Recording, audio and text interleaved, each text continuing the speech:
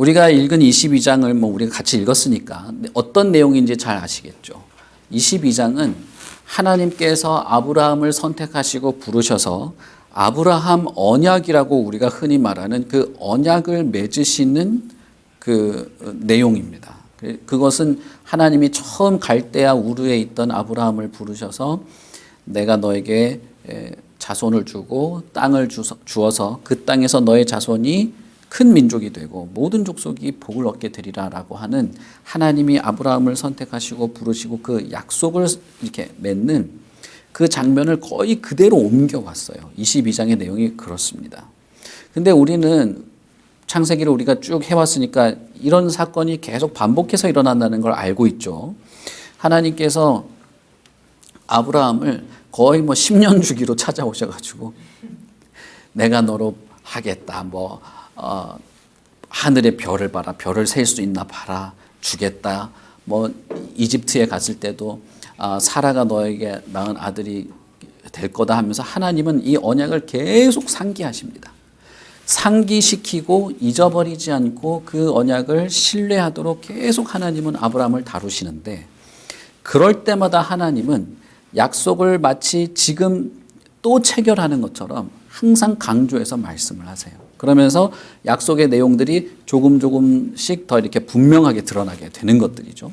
그런데 이 22장은 아브라함 언약이라고 하는 이 타이틀로 우리가 살펴볼 수 있는 그 언약의 거의 마지막 부분이라고 볼 정도로 자세하게 되어 있고 그 다음에 하나님이 아브라함을 부르셔서 그 아브라함 언약이라고 하는 언약을 다시 이렇게 상기시키고 그 언약을 이렇게 믿고 신뢰하도록 하고 약속을 하는 아브라함으로서는 이 약속을 이게 다시 반복하는 마지막 장면이 되겠습니다. 그런 면에서 우리는 이 창세기 22장을 아브라함 언약이라고 하는 측면에서 살펴볼 필요가 있다.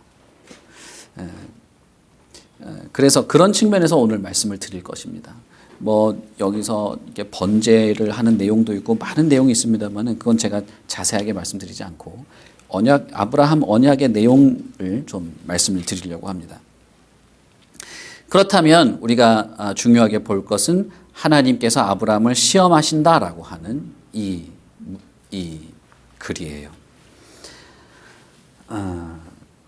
하나님께서 아브라함을 어떤 내용을 시험하시려고 할까? 그리고 이 시험이라고 하는 것은 아브라함에게 어떤 목적이 있는 것일까라고 하는 것입니다. 제가 이미 서론에서 말씀을 드렸으니까 제가 무슨 말씀을 하려고 하는지 아시겠죠? 하나님이 아브라함을 시험하시려고 하는 것은 어떤 내용으로 시험하려고 하는 것이냐면 바로 언약입니다. 하나님이 아브라함과 맺은 언약에 대해서 아브라함이 어떤 믿음 혹은 어떤 생각 혹은 어떤 태도를 가지고 있는지 그것을 바르게 하고 있는지를 하나님이 시험하신다는 것이에요. 그리고 이 시험의 목적은 결국 아브라함으로 하여금 이 언약이 충실하게 이행되고 반드시 하나님의 뜻이 이루어지게 되고 그 언약에 합당한 삶을 살아가도록 아브라함을 더 양육하는 아브라함에게 훨씬 더 언약 안에서 유익을 누리도록 하는 목적이 있는 것이 되겠습니다. 그래서 우리 신명기 8장에 보시면 하나님이 시험하시는 부분에 대해서 설명하는 구절들이 있는데 하나님은 왜 시험을 하시는가? 하나님은 어떻게 시험을 하시는가? 신명기 8장에 보면 이렇게 설명을 해요. 하나님께서 너희들을 시험하는 것은 너를 낮추고 너를 시험하고 너의 마음이 어떤지 그 명령을 지키는지 지키지 않는지 알고자 하십니다. 하나님이 몰라서 알고 싶다는 것이 아니라 그것이 시험을 받는 그 당사자로 하여금 알도록 하신다는 겁니다. 그리고 그렇게 너를 낮추어서 너를 시험하게 되는데 그것은 마침내 내게 복을 주려고 하는 것이다. 이것이 신명기 8장에 있는 시험에 대한 하나님의 말씀이에요. 그러니까 아브라함에 대해서도 우리는 이런 시험이라는 것을 우리는 알 수 있죠. 아브라함의 마음이 어떤지 하나님의 약속과 하나님의 약속에 충실한지를 알도록 하고 알게 하셔서 아브라함으로 하여금 더 복을 누리도록 하시는 것입니다.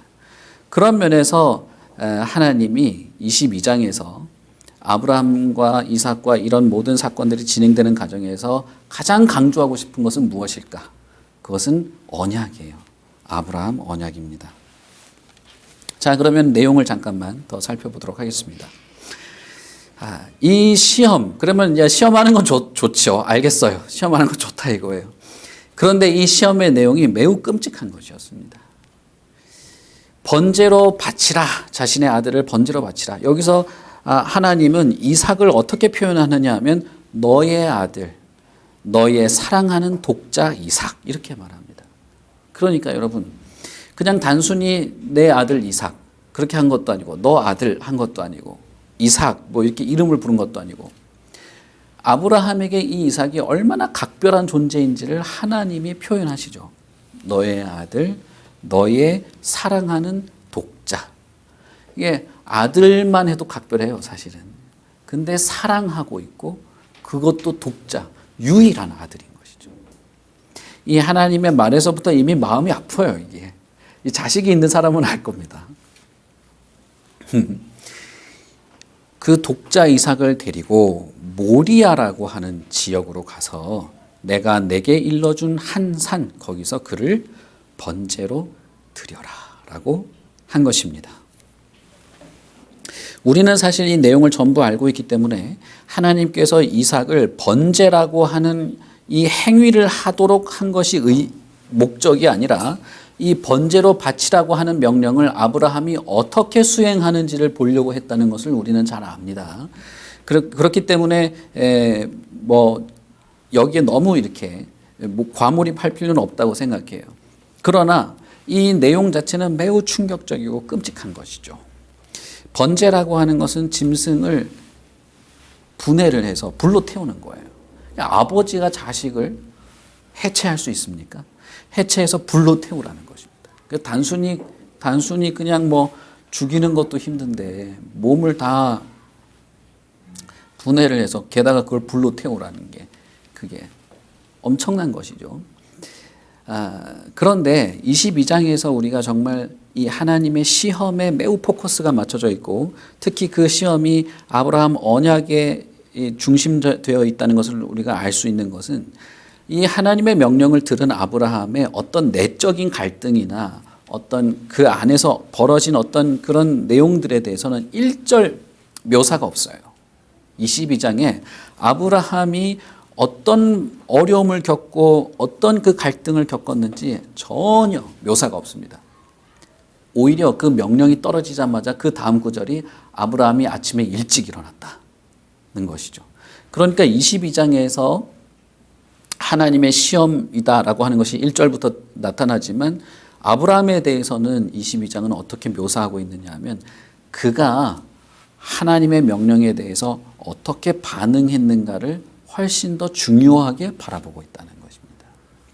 그런 면에서 여러분 아브라함과 이삭 그 사이에서 일어난 어떤 일들이 있었을 것이고 하나님의 명령을 들은 아브라함에게 분명히 내적인 어떤 그런 이 정말 그 치열한 것이 있었을 거예요. 그럼에도 불구하고 창세기 22장에서 우리가 눈여겨봐야 할 것은 그런 아버지로서 가지는 내적 갈등이 우리에게 그렇게 중요하게 다루어야 할 주제가 아니라는 거예요. 그게 없었다는 뜻이 아닙니다. 중요하지 않다는 것도 아니고 무시해도 된다 이런 것이 아니고 그것이 아주 강렬했을 겁니다. 그러나 창세기 22장의 이 본문은 그것을 다루고 싶어 하지 않는다는 거예요. 그런 면에서 저는 이 설교를 드라마틱하게 할 수는 있으나 이 아브라함의 어떤 감정의 변화나 어떤 그런 것들에 대해서 우리가 과도하게 다룰 필요는 없다는 생각을 해요. 여기서 우리는 이미 이 9절에서부터 아브라함이 엄청난 어려움을 겪고 있다는 것을 우리는 예상할 수 있어요. 그러나 그럼에도 불구하고 이 과정이 아브라함에게 유익한 것이라고 하는 기대도 하게 되는 것이죠. 내 아들, 내 사랑하는 독자. 아브라함에게 이삭이 어떤 존재인지를 정말 느끼게 합니다. 이 이삭이 어떤 사람입니까? 아브라함의 모든 희망의 결정체입니다. 그가 70대 때 아버지의 집을 떠나고 고향과 친척을 떠나고 먼 이국 땅에 와서 정착해서 살아가는 이유가 이삭이죠.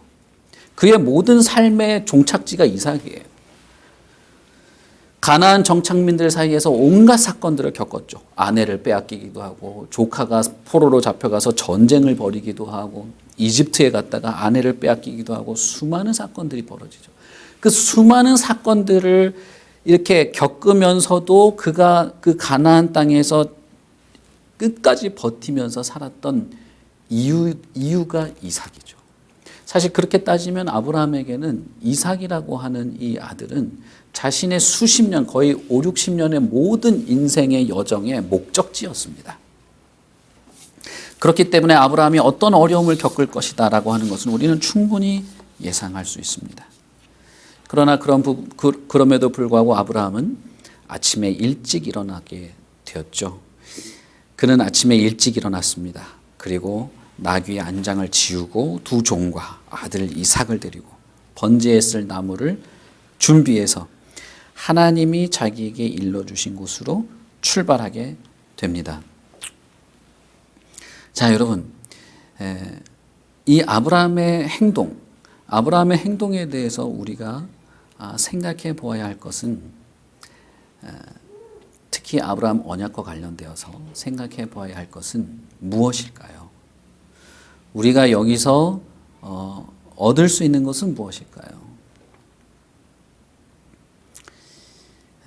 이 모리아 땅으로 가서 그리고 하나님이 알려주신 산을 발견하고 그 기간이 3일이나 걸렸죠. 그래서 산을 발견하고 종들은 기다리게 하고 아들과만 올라가게 되죠. 올라갈 때 이삭이 아브라함에게 아버지 번제할 양이 어디 있습니까? 라고 물어볼 때 아브라함은 정말 진짜 그 순간이 현실이 아니었길 바랬을 거예요. 그러나 이 아브라함의 대답은 번제할 어린 양은 하나님이 자기를 위해서 친히 준비하실 것이다 라고 대답하죠. 자, 그러면 여러분, 아브라함이 자기의 인생의 목적과도 같았던 아들을 번제물로 드리기 위해서 아침에 일찍 일어나서 출발해서 산을 올라가는 이 전체 과정까지 볼 때 이 아브라함의 행위는 우리가 어떻게 생각해 보아야 할까요? 그리고 아브라함은 어떻게 이렇게 할 수 있었을까요? 이것이 하나님이 아브라함을 시험한 시험의 결국 내용이죠. 우리는 이 전체 스토리를 잘 알기 때문에 충분히 예상할 수 있고 이것이 어떤 내용인지 잘 아실 겁니다. 그것은 무엇이냐면 이 아브라함의 몇 번의 대화 속에서 아브라함이 어떤 사람인지를 우리가 알 수 있게 되는 것이에요. 그것은 무엇이냐면 하나님이 자기를 위해서 친히 준비하신다는 것입니다. 하나님이 준비하신다는 거예요. 분명히 여기서 아브라함이 의도한 바는 바로 너다. 하나님이 너를 번제물로 준비하였다라고 하는 것이죠. 그러나 이 설명, 아브라함의 입에서 나온 이 문장은 하나님이 준비하신다는 것입니다. 이것은 아브라함의 개인적 고백이죠. 이 고백은 자신이 거의 50년 전에 하나님의 약속을 듣고 자신의 고향 친척집을 떠나 출발하면서부터 연단받고 하나님과의 관계에서 다 이렇게 다루어지는 가운데에 자기 안에 결정체로 남은 고백이에요. 하나님이 하실 거라는 것이에요. 자, 그러면 여러분, 하나님은 다른 누구도 아닌 이스마엘도 아닌 이삭이야말로 하나님의 약속과 계획을 실천할 후손이라고 했습니다. 그런데 이 아이를 불태워 죽이면 그 계획은 어떻게 되는 겁니까? 하나님의 계획은 어떻게 실천될 수 있습니까? 불가능한 거 아닙니까? 그런데 하나님이 준비하실 거라는 것이죠. 아브라함이 그가 어떤 내적인 갈등을 겪었는지 우리는 알 수 없으나 분명히 있었다는 것은 뭐 예상할 수 있겠지만 그가 아침에 일찍 일어나서 번제물을 준비하고 아들과 출발하게 되는 것, 그리고 3일 길을 가고 산을 올라가면서 아들과 대화를 하면서 가는 그 과정 속에서 아브라함은 어떤 사람인지를 우리가 알 수 있냐면 하나님이 하신다, 하나님이 준비하시고 하나님의 계획과 하나님의 약속과 하나님의 뜻은 지킬 것이라고 하는 믿음 안에서 그 일을 실행했다는 것입니다. 그래서 그 아들을 데리고 출발할 수 있었던 것이죠. 만약에 하나님이 살아계시고 하나님의 약속이 분명하고 하나님은 약속을 반드시 지키시는 분이라면 하나님이 하실 거라는 거예요. 하나님이 준비할 거라는 것입니다. 아들을 번제로 드린다 할지라도 이 이삭을 통해서 큰 민족이 이루어지는 일은 변함없이 이루어질 것이다 라고 하는 것이에요. 바로 하나님이 나에게 했던 이 약속, 우리가 흔히 말하는 아브라함 언약에 대해서 아브라함이 어떻게 믿고 어떻게 받아들이고 어떻게 그 약속 안에서 행동하는지를 하나님은 시험하시고 있는 것입니다. 이 하나님의 시험의 내용은 아브라함이 수십 년 전에 했던 그 약속에 대해서 여전히 신뢰하고 있는지, 아니 그 약속을 하신 하나님에 대해서 어떤 믿음을 가지고 있는지, 그리고 그 믿음의 기반에서 어떤 삶을 살아가고자 하는지를 하나님은 시험하시는 것입니다. 그런 면에서 여러분, 아브라함을 시험하시려고 할 때의 이 시험은 결국 하나님과 하나님 사이에 맺어진 언약에 대해서 아브라함이 믿음을 유지하고 있고 그 믿음이 견고한지를 보시고자 하는 시험이라고 해야 되겠죠. 그렇죠? 물론 뭐 여러 가지 시험의 내용이 있다고 봅니다만 저는 이것이 아주 강조되고 있다고 생각합니다. 이 하나님이 준비하시리라, 하나님이 자기를 위해서 친히 하실 것이다 라고 하는 이 아브라함의 고백이 이 전체 단락의 이야기에 아주 전환점처럼 이 내용을 환기시킵니다. 그렇구나, 하나님이 하시겠구나. 아들을 죽인다고? 그럼 어떻게 되는 거야? 이 하나님의 약속은 어떻게 되는 거야? 라고 하면서 이 이야기를 우리가 따라간다면 이 아브라함의 말 속에서 우리는 환기가 되는 것입니다. 하나님이 하신다. 그렇다. 하나님이 하실 것이다. 그 믿음을 아브라함은 이 절박한 순간에도 유지하고 있다라고 하는 것입니다. 그리고 나서 산에 도착했을 때를 보시면 아주 재미있는 장면이 나타납니다.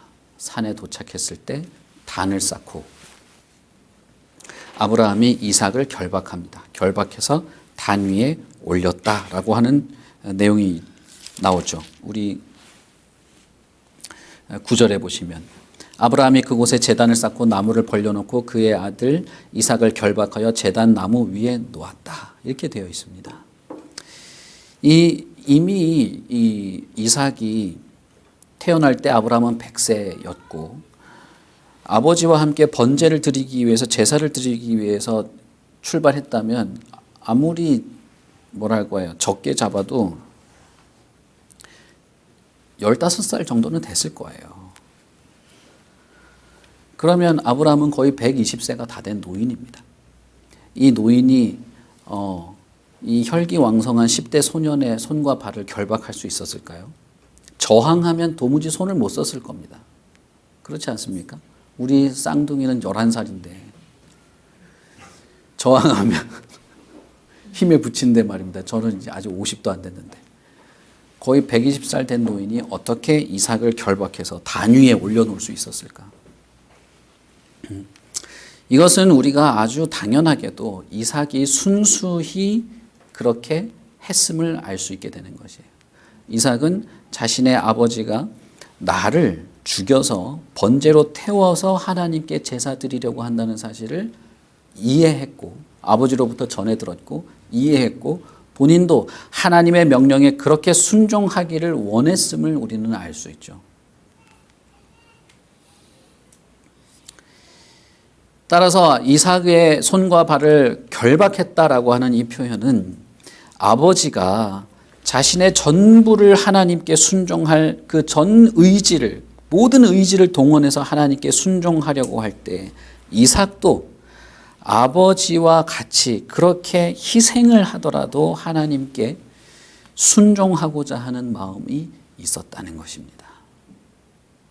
그런 면에서 여러분, 이 시험은 누구도 동참했냐 하면 이삭도 동참한 것이에요. 약속을 유산으로 받을 이삭도 아브라함과 같은 믿음을 가지고 있는지를 시험받은 것이죠. 여러분, 우리는 하나님께서 아브라함의 믿음을 보고 그 일을 그의 의로 여겼다라고 했던 그 장면을 기억하실 것입니다. 그리고 하나님은 모든 아브라함의 후손에게 이 아브라함과 같은 믿음을 원하신다는 사실을 우리가 이야기를 나눴습니다. 그런 면에서 이삭은 정말 그 약속을 유산으로 받기에 적합한 인물인 것이죠. 하나님의 약속의 유산을 받는 모든 사람, 우리가 지난주에 표현대로 하자면 그리스도 안에서 하나님의 선택받은 사람들은 모두 이와 같은 아브라함과 같은 아브라함을 믿음의 조상으로 해서 물려받는 그와 같은 믿음의 태도를 가지고 살아가는 사람이라고 할 수 있습니다. 그렇다면 이삭이야말로 자신의 아버지가 하나님께 순종하려고 하는 그 최대한의 순간에서 자신도 아버지와 함께 그 순종에 동참하고자 했다는 것입니다. 이삭이야말로 제물로서, 하나님께 드려질 제물로서 흠이 없는 어린 양의 모습인 것이죠. 하나님께 제물로 드릴 그 동물은 흠이 없는 어린 양을 잡지 않습니까? 여기서 이 장면에서 우리가 이삭에게서 느낄 수 있는 것은 이렇게 하나님께 제물로 드려질 어떤 그런 마음으로 순종하는 이 자야말로 흠이 없는 어린 양의 모습 같다는 것이에요. 그러니 여러분, 지금 아브라함이 나무에서 제단을 쌓고 나무에서 번제를 드리려고 하는 그 제사 자체, 이 번제의 제사 자체는 아주 하나님의 마음에 흡족한 것이었을 겁니다. 그리고 우리가 잘 알듯이 하나님께서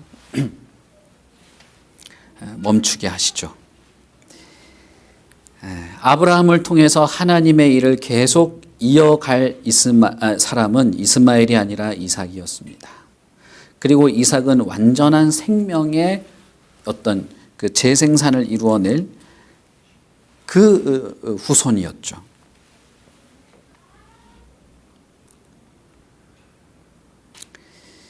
그럼에도 불구하고 그 이삭을 번제로 태우라고 했을 때, 그럼에도 불구하고 아브라함은 이 이삭을 통해서 하나님이 생명을 이어가도록 하시는 약속을 이어가고 그 약속을 이을 사람들이 민족처럼 많아지게 될 것이라고 하는 사실을 여전히 믿었다는 것이에요. 아브라함은 하나님을 전적으로 믿었습니다. 그래서 그 아들에게 이렇게 말하는 것이죠. 내 아들아, 번제할 양은 하나님이 자기를 위하여 친히 준비하실 것이다. 이 사실에 대해서 신약에서도 몇 군데에서 인용하고 있습니다. 야고보서에 보면 이렇게 말합니다. 아브라함은 시험을 받을 때 믿음으로 이삭을 드렸으니 그는 약속들을 받은 자로 돼 그 외아들을 드렸느니라. 그에게 이미 말씀하시기를 내 자손이라 칭할 자는 이삭으로 말미암으리라 하셨으니 그가 하나님이 능히 이삭을 죽은 자 가운데서 다시 살리실 줄로 생각한지라. 어찌 그 아들과 함께 모든 것을 우리에게 주시지 않겠는가? 야고보서가 아니고 로마서입니다. 로마서. 여러분,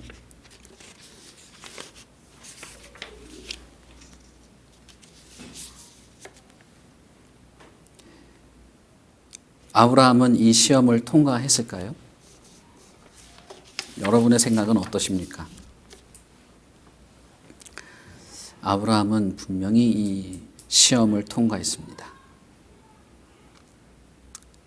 그리고 그의 믿음이 하나님에게 뭐라고 해야 될까요? 이제야 알겠다라고 하는 이 말은 하나님이 몰랐는데 이제 내가 확신한다 이런 뜻이 아니고 하나님이 너의 믿음을 내가 확증한다라고 하는 그런 내용입니다. 그리고 나서 22장의 결론이 그 이후에 나와요. 그래서 창세기 22장에 우리가 읽은 19절까지의 이 내용에서 최종 결론은 앞에 너무 이 드라마틱한 사건이 있기 때문에 그런데 사실 최종적인 결론은 15절부터 이어지는 하나님의 마지막 이야기입니다. 하나님의 이 긴박한 제지 후에 이어지는 이 약속의 확증, 내가 이제야 알겠다라고 하는 말 뒤에 다시 하나님이 뭐라고 말씀하시느냐 하면 내가 내게 큰 복을 주고 내 씨가 크게 번성하여 하늘의 별과 같고 바다의 모래와 같게 하리니 내 씨가 그 대적의 성문을 차지하리라. 또 내 씨로 말미암아 천하 만민이 복을 받으리니 이는 내가 나의 말을 준행하였음이니라 하는 아브라함 언약, 처음에 그 70세 때 아브라함을 부르셨을 때와 똑같은 약속을 하나님이 다시 하는 이 장면이에요. 이 하나님의 약속의 확증, 그리고 하나님은 자기 자신을 걸고 맹세합니다. 내가 나를 걸고 맹세한다 라고 하면서 하나님이 말씀하시는 이 장면인 것이죠. 시험을 통과한 아브라함, 다시 말하면 약속에 대한 믿음, 그 믿음에 근거한 어떤 삶의 모습과 행위, 그것을 하나님께서 보시고 아브라함의 믿음을 확증하시면서 다시 한번 하나님이 아브라함에게 이 약속의 내용들을 반복하면서 이것이 반드시 이루어질 내용이라고 말씀하시고 있는 것입니다. 아브라함의 후손, 다시 말하면 이삭의 후손이 하늘의 별처럼 바다의 모래처럼 많아지게 될 것이라는 것입니다. 그리고 대적들의 문을 얻게 된다라고 말씀하시죠. 이것은 원수를 정복한다는 뜻이에요. 이 말이 무슨 의미인지 우리 창세기를 쭉 우리 같이 해왔으니까 우리는 잘 아실 겁니다. 원수를 정복한다는 것이 무슨 말을 의미하는지. 이미 아담에게 약속하셨던 그 약속이 더욱 확실하게 성취되고 이것이 매우 구체적으로 이루어지고 있다는 사실을 보여주는 것이죠. 수천 년 전에 아담에게는 하나님께서 여인의 후손이 뱀의 머리를 깨뜨릴 것이다 라고 말했는데 지금 하나님께서는 그 아브라함의 자식 셋의 자식 노아의 자식 데라의 자식 아브라함의 자식 이삭에게서 이제 대적들, 그 원수들을 정복하게 될 것이라고 하는 사실들을 드러내는 것이죠.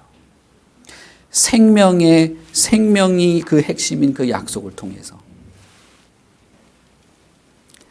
이것이 더욱 가까이 성취되고 있다는 사실을 말씀하십니다. 아브라함 언약이라는 것이 그러니까 결국 뭡니까? 아담에게 했던 그 약속과 이어져 오고 있는 것입니다. 그리고 천하 만민이 복을 얻게 될 것입니다.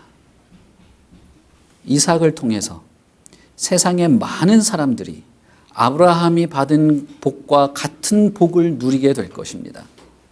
이 복이 무엇입니까? 간단하게 말하자면 그것은 생명이에요. 이 약속의 후손을 통해서 원수를 정복하게 될 것입니다.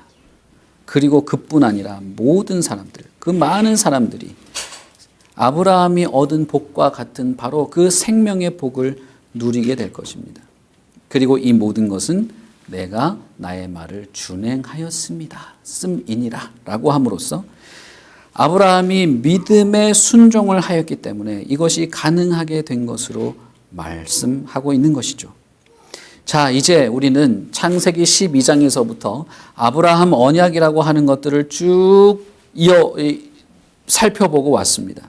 이제 22장에서 우리는 그 아브라함 언약의 내용이 거의 확실해졌어요. 이제는 그 내용을 거의 다 이제 파악하게 된 것입니다.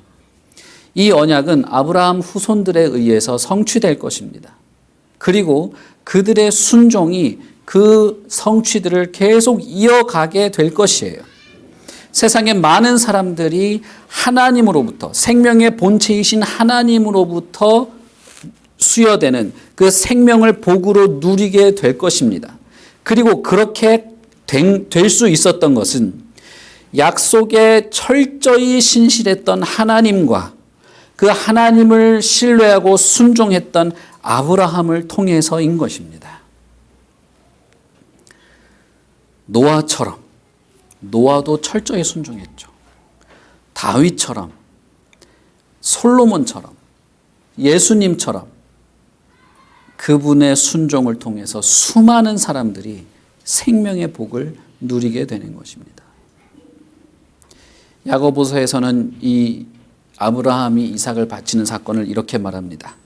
아브라함이 그 아들 이삭을 제단에 바칠 때 행함으로 의롭다 하심을 받은 것이 아니냐. 내가 보거니와 믿음이 그의 행함과 함께 일하고 행함으로 믿음이 온전하게 되었느니라. 이에 성경에 이른 바 아브라함이 하나님을 믿으니 이것을 의로 여기셨다는 말씀이 이루어졌고 그는 하나님의 벗이라 칭함을 받았나니.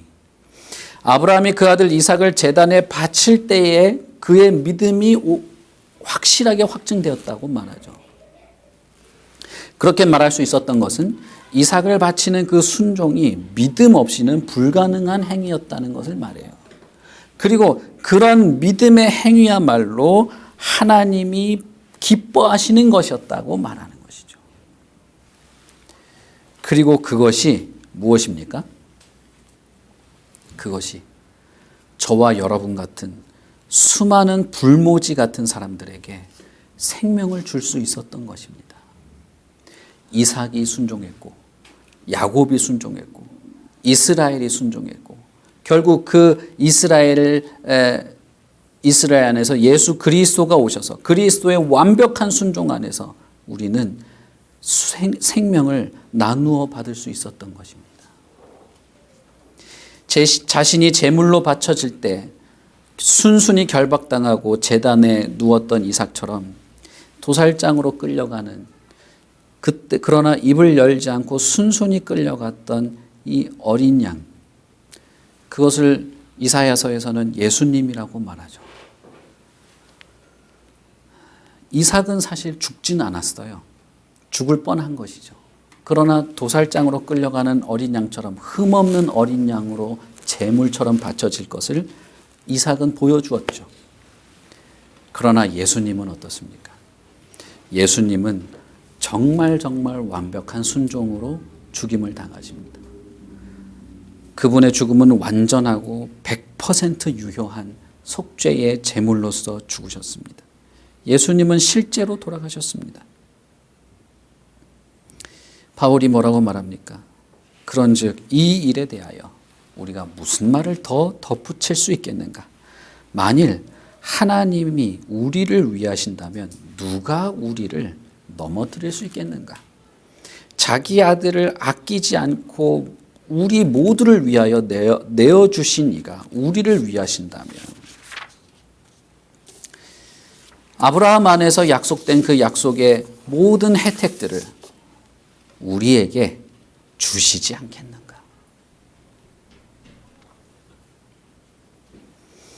바울의 이 말은 하나님께서 아브라함에게 했던 내가 독자라도 아끼지 않고 순종하려고 하였기에 내가 너의 믿음을 인정할 수밖에 없구나라고 했던 그 말과 매우 유사합니다.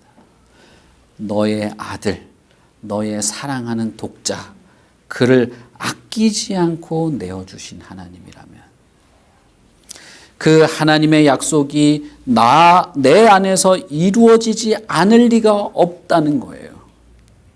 그러니 우리도 아브라함과 같이 이삭과 같이 하나님이 우리에게 믿음으로 행하고 믿음으로 행하는 그 자들을 아낌없이 그 생명의 복을 나누어 주시겠다고 했던 그 하나님을 신뢰하지 못할 이유가 없다는 것입니다. 우리는 이 사실을 잘 알고 있습니다. 왜냐하면 예수님께서 세례 요한에게 세례를 받으실 때 하늘에서 이는 내 사랑하는 아들이다 라고 하는 소리가 울려 퍼졌죠. 예수님이야말로 하나님의 사랑하는 아들입니다. 이 세상에 아들이라는 단어를 오직 한 사람에게만 쓸 수 있다면 그 아들은 예수님일 것입니다.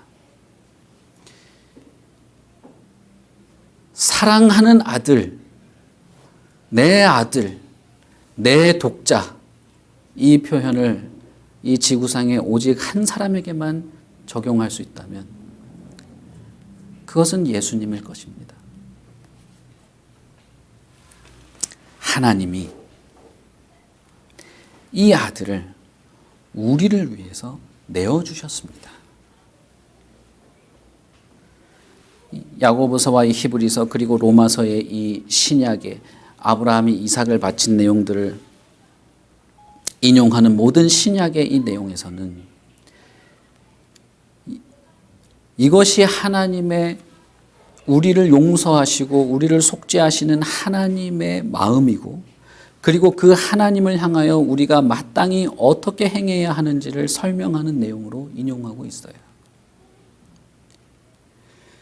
우리는 우리의 믿음과 믿음에 기반한 순종을 항상 시험받아야 하는 그 시험이 어떤 어려움을 겪게 될 수도 있는 그런 시기를 우리는 살아가고 우리는 여전히 감당해야 할 몫으로 우리에게 남아있을 수 있습니다. 또는 우리는 나의 십자가를 지고서라도 예수 그리스도를 따를 준비를 해야 하고 때로는 끝까지 견뎌야 할 수도 있습니다. 그러나 참된 믿음이라고 하는 것은 끝까지 견딜 뿐 아니라 십자가라도 지고서라도 예수 그리스도를 끝까지 따를 뿐 아니라 믿음이 견고하여서 하나님이 자기를 위하여 준비하시고 이루실 것이라고 하는 그 믿음이 흔들리지 않아서 어떠한 어려움 속에서라도 믿음의 순종을 하도록 하는 것이어서 마침내 하나님께서 잘하였다 착하고 충성된 종아 내 주인의 즐거움에 참여할 것이다 라고 하는 칭찬을 받게 할 것입니다. 여러분, 창세기 22장은 아브라함을 하나님께서 갈대아 우르에서 부르실 때의 상황을 생각나게 해요. 아브라함에게는 거의 50년 전에 하나님이 나를 부르실 때 그때가 생각날 정도로 매우 유사한 방식으로 아브라함을 불러요. 갈대아 우르에서 하나님이 아브라함을 부르실 때 너는 내가 내게 보여준 땅으로 가라. 이렇게 하면서 가라고 하거든요. 아브라함에게 이삭을 데리고 가라고 할 때 어떤 산으로 가라고 말하지도 않습니다. 거의 똑같은 표현으로 아브라함에게 내가 너에게 지시할 한 산으로 가라라고 하면서 가도록 하죠. 그러니까 처음부터 이것은 아브라함을 부르시고 아브라함과 언약을 맺으시는 그 장면을 거의 그대로 재현하고 있어요. 그러면서 모리아 땅으로 가라고 하시죠. 모리아라고 하는 이 말의 뭐라고 할까요? 어원은 본다, 준비된다, 이해한다, 납득한다 라고 하는 어원을 가지고 있습니다. 그러니까 이미 하나님이 아브라함과 이삭을 모리아 땅에 있는 어떤 산으로 가라고 하실 때는 이미 하나님이 준비하신 것을 보게 될 것이다. 혹은 하나님이 이루실 약속의 그 성취가 미래적 성취를 보게 될 것이라고 하는 것을 암시하고 있었죠. 중요한 것은 무엇이냐면 하나님이 여기서 아브라함과 이삭에게 지금은 여기서 아브라함과 이삭이 같이 듣는 거죠. 이 자리에서는 아브라함과 이삭에게 이 약속이 매우 매우 확실하고 그리고 더 자세하고 그리고 분명하게 성취될 것을 하나님께서 다시 말씀하신다는 것입니다. 하늘의 별처럼 바닷가의 모래처럼 그리고 원수를 정복하고 천하 만민이 다 복을 받게 되는 이것이 아브라함의 후손의 계속되는 믿음과 믿음에 따른 순종에 의해서 이어지게 될 것인 것입니다. 그러니 여러분, 아브라함에게 하신 이 생명의 약속이 저와 여러분에게도 이루어질 수 있음을 믿으십니까? 그렇게 되기를 기대하십니까? 분명히 그렇게 됩니다. 분명히 이 생명의 복이 우리 안에 하나님께서 주시는 복이 될 수 있습니다. 그리고 저와 여러분의 확고한 믿음과 참된 믿음의 순종을 통해서 많은 사람들에게 이 복을 또한 나누어 줄 수 있는 것입니다. 예수님께서 그렇게 하신 것처럼 우리도 그렇게 하는 것이죠. 우리는 믿음의 순종에 시험을 받을 수도 있어요. 우리의 삶이 그럴 수도 있습니다. 그러나 여러분, 하나님의 약속에 오히려 더 여러분의 신뢰를 두십시오. 하나님이 이루실 일에 기대를 두십시오. 그리스도 예수 안에서 우리에게 참된 생명을 주시는 그분이 어떻게 이 일을 가능하게 했냐면 자신의 사랑하는 독자를 그렇게 죽이면서까지 하셨기 때문에 반드시 우리에게 행하실 것을 믿고 어려움이라도 십자가라도 지고 끝까지 순종하는 그런 저와 여러분이 되시기를 바랍니다.